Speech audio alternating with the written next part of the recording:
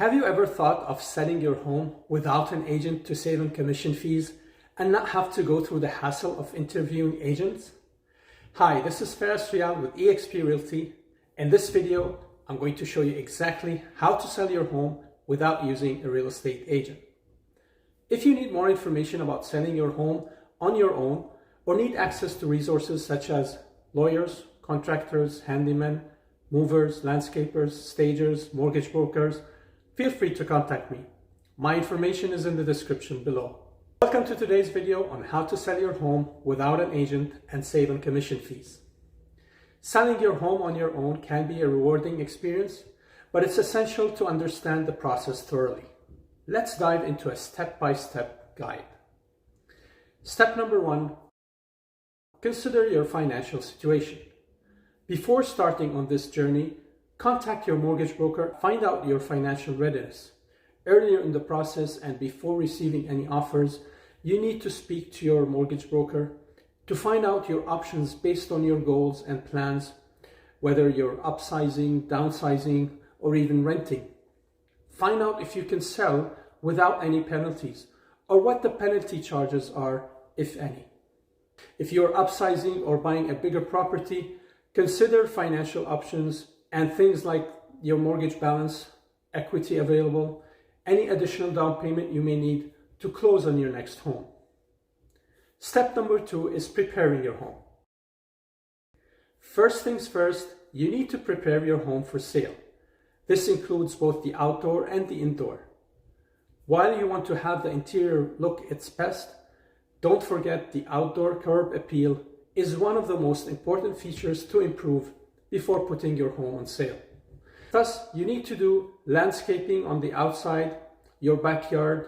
You need to do decluttering, cleaning, staging your home to make it as attractive as possible to potential buyers. First impressions do matter. Decluttering is important because it creates space. You need to remove all unwanted or extra furniture and clothing from wardrobes, remove excess items from kitchen cabinets. The easy rule is to utilize only 30% of any cabinet and storage space you have. Step number 3 is photography, videography, and possibly drone footage. As they say, a picture is worth 1,000 words.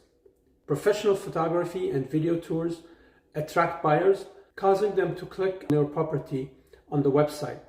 So make sure you hire a professional photographer to do the job. Step number 4 is you'll need to determine the right price for the home. So you need to research comparable properties in your area, get an idea of market trends and pricing. You can use online tools and resources to help you arrive at a competitive yet realistic price. Remember, pricing your home correctly right from the start can go a long way in selling your home fast and for top dollar.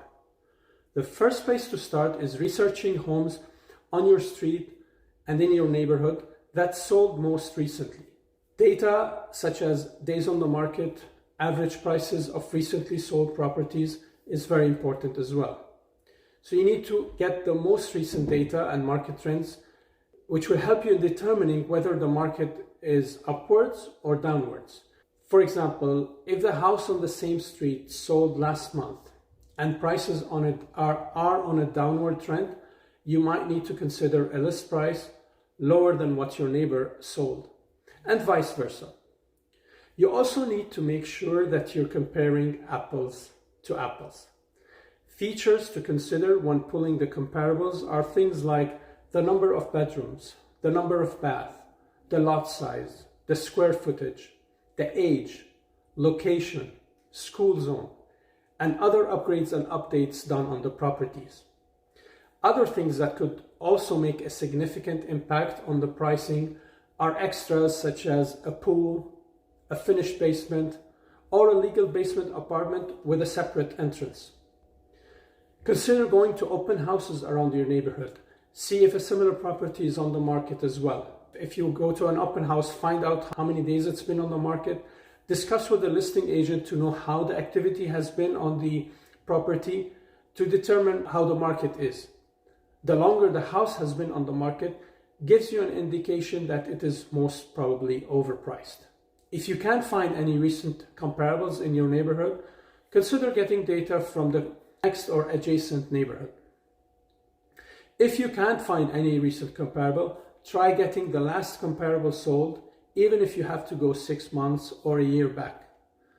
After that, you can use market trends to know the average prices since that house has sold, whether it's on a decline or it's an upward trend.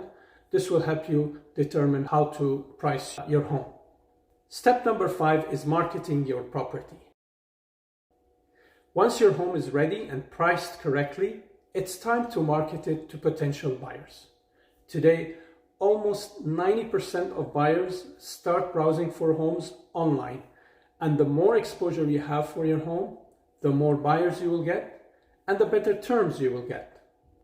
Consider utilizing online platforms like social media, Facebook Marketplace, real estate websites, and classified ads to showcase your property.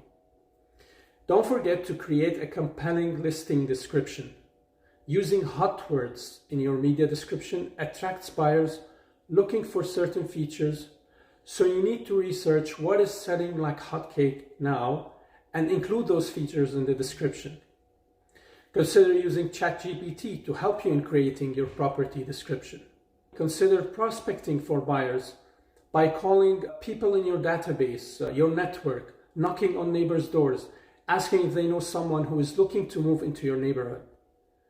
Step number 6, after marketing, you're now ready to show your home.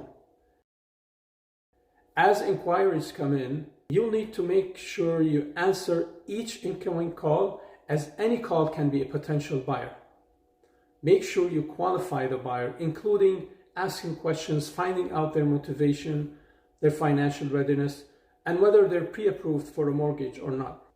This is essential before agreeing for them to conduct the showing, so as not to allow every Tom, Dick, and Harry to waste your precious time. Schedule and conduct the showings of your home. Prepare a list of each person coming through the house, including their phone numbers, emails, and keep them for future reference and security reasons. There are many fraudsters out there, so be vigilant of who is entering your home. Prepare for open houses and private viewings by ensuring the home is clean, welcoming, and well maintained. Always leave the home the same way it is advertised in the photos. Finally, you need to have a sign. Having a for sale by owner sign helps alert neighbors and home buyers that do drive-bys, and ensure you have ample directional signs to direct potential buyers from nearby neighborhoods to your home. Be wary, however, of local bylaws, as you may be restricted on using signs or the timings where you can place those signs. Step number 7 is negotiating the offer. When you receive offers from interested buyers, it's time to negotiate the terms. Be prepared to handle negotiations yourself, including price, the conditions, and the closing timelines. Remember to stay firm on your bottom line while remaining open to reasonable offers, taking into consideration your next home purchase and whether your decision to sell first is the better route. You need to find out if the buyer is financially ready and whether the buyer will actually close on the possession date. Request a copy of the pre-approved mortgage letter with details such as the down payment, and ask for the mortgage broker's contact details. Consider calling the buyer's mortgage broker and confirm the mortgage pre-approval letter. If the buyer requests a home inspection, be sure to allow 3 hours of your time and be present during the entire home inspection. Step number 8 is handling the paperwork. Once you've accepted an offer, you need to navigate the paperwork involved in closing the sale. This includes drafting the purchase agreement, coordinating inspections, and handling any necessary legal documents. It's crucial to ensure all paperwork is completed accurately and promptly and sent to your lawyer for review. Consider contacting a real estate lawyer who will handle the paperwork and ensure that closing is smooth and efficient. If there are any conditions in the agreement, such as finance or inspection, ensure to follow up with the buyer and get continuous update on the mortgage and inspection conditions. Once the conditions are removed by the buyer within the stipulated time, usually 5 to 7 days, the sale is now firm and binding, and neither the buyer nor the seller can back out. At this time, you will need to inform your lawyer. Step number 9 is closing the sale. Finally, it's time to close the sale. Coordinate with the buyer, their agent, if any, and any relevant parties to finalize the transaction. Be prepared for closing costs, which may include legal fees, transfer taxes, and title insurance. There you have it, a detailed guide on how to sell your home without an agent and save on commission fees. If you're ready to take the next step and ensure a smooth selling process, don't forget to download our comprehensive checklist for home sellers. This invaluable resource will walk you through each step of the selling journey, from preparing your home for listing to negotiating offers. Simply click the link in the description below to get your hands on this exclusive guide. This is Feras Riyal, real estate broker with eXp. Happy selling.